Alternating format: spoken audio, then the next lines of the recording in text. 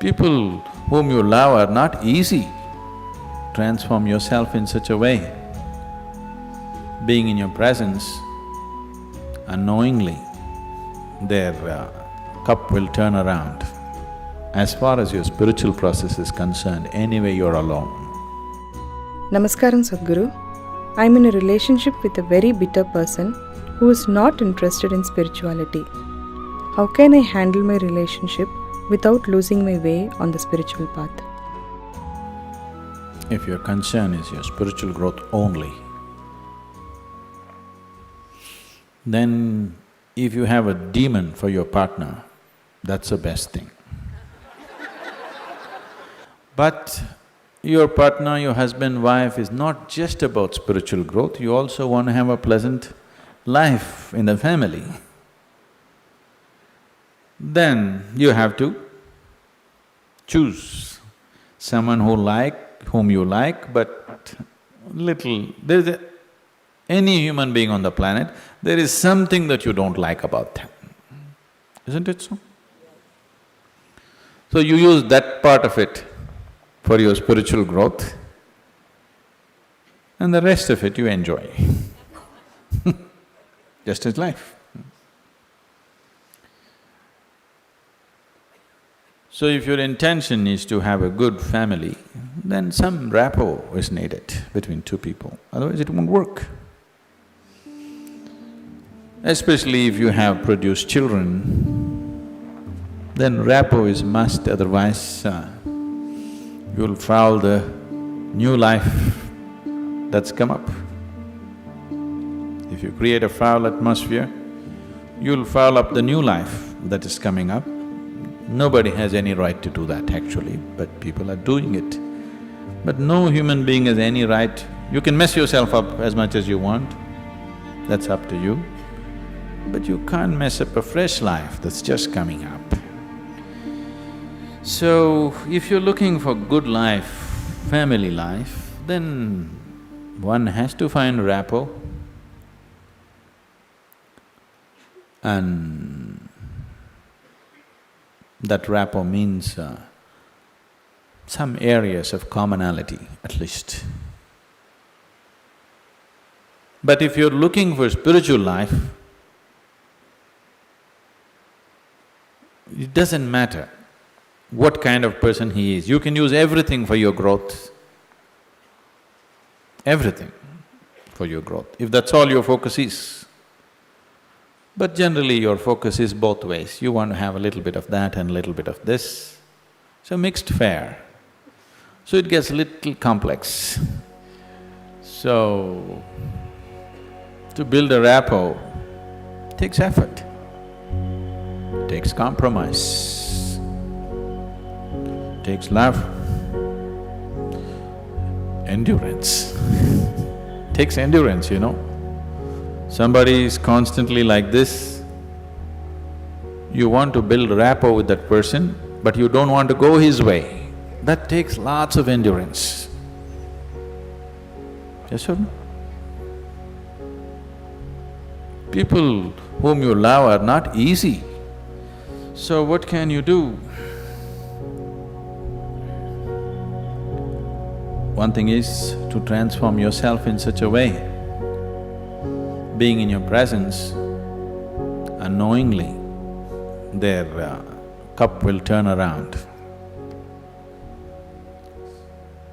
Just yesterday, you know, the other day I just went out in the rain, I went out and it started raining and I was carrying both my India phones because I was expecting some calls and I mean, one is India, one is Europe, one is America, 3 phones I had.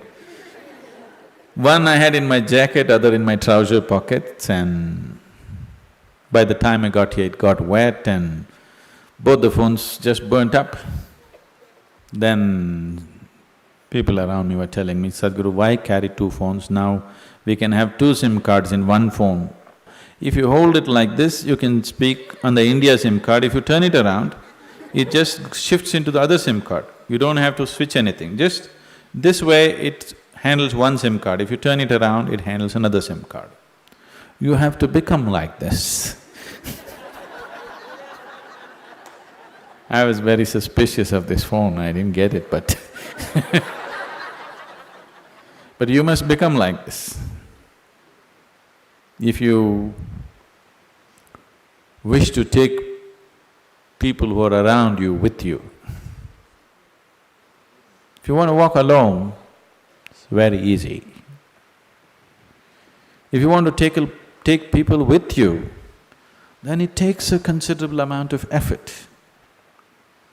When Gautama was asked this question, is it better to walk alone on the path or with a companion? He's not like me, he's dry. He said, it's better to walk alone than to walk with a fool. He's not saying don't walk with anybody, he's not saying don't have companions, but he said it's better to walk alone than walk with a fool. Because they can drain you, they can take such a lot of energy and time, and you don't know, they may be stronger than you and they may take you their way than you taking them your way. There's every possibility, yes? So, I won't say what Gautama said. All I am saying is, it doesn't matter how you walk, as far as your spiritual process is concerned, anyway you're alone. Nobody is with you. It's only the bodily process, the material process of life, which you can share with people. You come alone and you go alone, isn't it? Even if you have a twin brother or a twin sister, you still come alone and go alone, isn't it so? So when it comes to the spirit, anyway, you walk alone. So don't mix that up. So that part of it you handle well. The material part of it, according to your capability, to what extent you can do it, you do it. They come your way, it's wonderful. If they don't, it's all right, don't grudge them. It's just that you don't have to go that way. Maybe someday, when the doctor tells you your liver is in a bad state, he may seek divine, you know. Yes? Have you seen people who are walking in the morning? Not everybody, there are certain type of people, these are all over 50, 55 age group people. They have become lean and they're walking briskly every day, religiously they are there. These are all people who generally had a cardiac problem. They almost died. Then their doctor told them, either you do this or you're gone. Now their walking is like a religion. Not Sunday morning, every morning. Have you seen those people? Suddenly they transform, they eat properly, they do everything properly because the fear of life and death has come. So different people need different kinds of impetus. If you're sensible, you learn by just looking. If you're not sensible, you learn by thrashing. Life will thrash you. The material part of your life is never 100% proper, it never can be. Isn't it so? Is there any family which is a perfect family? Is there any relationship which is a perfect relationship? Is there any business which is a perfect business? Is there any career which is a perfect career? There is no such thing, don't seek that. Your life will become wasteful and fanciful if you seek such things. They all happen to the extent you're capable of handling them, that's all. So, you make sure the spiritual part of your life, you handle it 100% properly.